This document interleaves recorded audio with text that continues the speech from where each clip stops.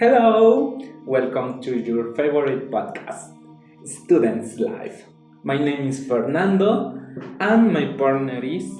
Hello, I am Clemente, and today we are going to talk about university student habits and workload at university. In this episode, we have the pleasure to interview two special guests. Please introduce yourself. Hello everyone, I am Fernanda and I am a modern languages student and she is my classmate. Good time for everyone. I am Catherine and I'm also a student of modern languages.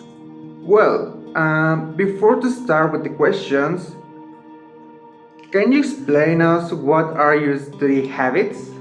Welcome. I make sure paying attention to the new topics in every class. I take notes and I review the subjects. Good. And what about you, Fer? For me, I will say the same as Kat. I pay attention mostly in morphosyntax because it is a little difficult for me. Kat, I have a question for you. First said that she had some difficulty with morphosyntax. Do you have the same problem or is it easier for you? No, actually, it is easier for me, but I have some problems with French tenses like passé composé and the imparfait, but I'm trying to get better. Kat said that she took notes during her class. Does it work for you, or do you do something else? Yes, taking notes works for me, but it depends on the classes. Sometimes I prefer to listen first and then I read a short summary. After classes, I read them again to make sure I understand. Oh, that is a great advice. And tell me, Fern, do you use just a notebook or you use one for every subject? For a while, I tried to use only one notebook, but I just realized I am very disorganized. So this semester, I'm trying to use one notebook for each subject.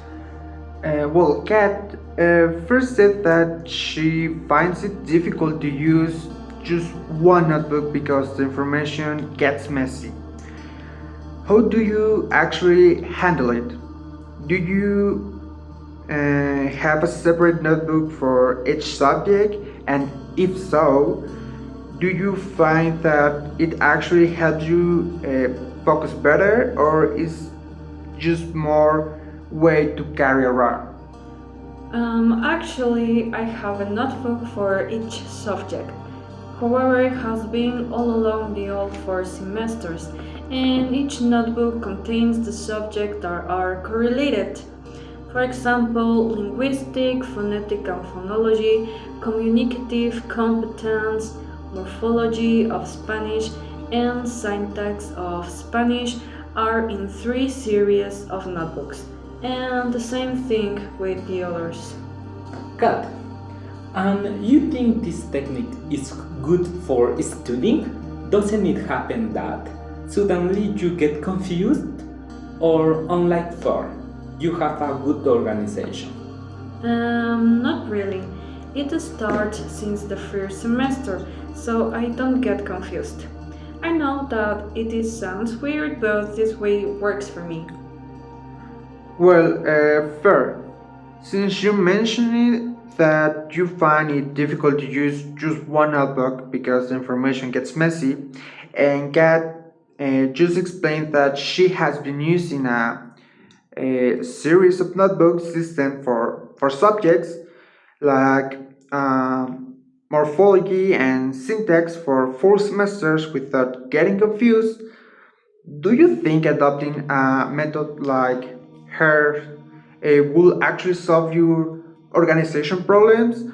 Or do you feel that grouping so many correlated subjects together will just be a recipe for a disaster in your case? Actually, I've been doing the same for the moment. I am using the same notebook for syntax, the same that I use for phonetic and phonology, and the same for morphology of Spanish. So far, it is working for me because I review things that the teacher asks about later. Oh, it is great that you organize your notes now. Kat, how do you learn new vocabulary? For example, when I am doing a lecture or a listening, I pay attention to the words. Then I ask to the teacher the meaning of that and I imagine or remember a past situation when I use it. How do you do not mix up the vocabulary between English and French? Sometimes it's inevitable for me to mix up the vocabulary. However, I make me aware in the correspondent language for not get confused.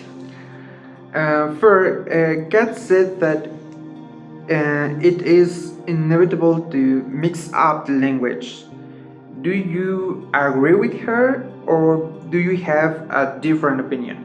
Oh, yes, I am totally agree with Kat.